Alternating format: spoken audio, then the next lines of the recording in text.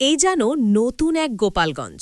ভোটের আর মাত্র ৪৮ ঘণ্টাও বাকি নেই, আর ঠিক এই মুহূর্তেই আন্তর্জাতিক বার্তা সংস্থা রয়টার্স দেখাল এক অচেনা দৃশ্য। পোস্টারে পোস্টারে ছেয়ে গেছে চারপাশ, কিন্তু নেই সেই চেনা নৌকা। কয়েক দশকের মধ্যে প্রথমবার নির্বাচনের সময় গোপালগঞ্জে অনুপস্থিত আওয়ামী লীগের দলীয় প্রতীক।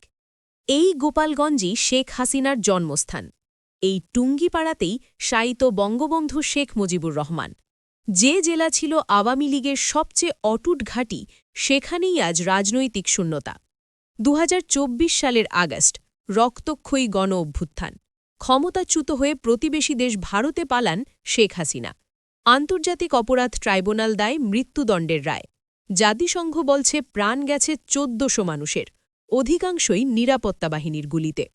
রয়টার্সকে ইমেলে শেখ হাসিনার দাবি, আওয়ামী লীগ না থাকলে লাখ লাখ সমর্থক ভোট বর্জন করবে। কিন্তু গোপালগঞ্জের ভোটাররা কি বলছেন? ভোট তো আমার অধিকার, আগে ভোট দিতে পারিনি, এবার আশা করছি। আবার কেউ বলছেন ভয় এখনও কাটেনি।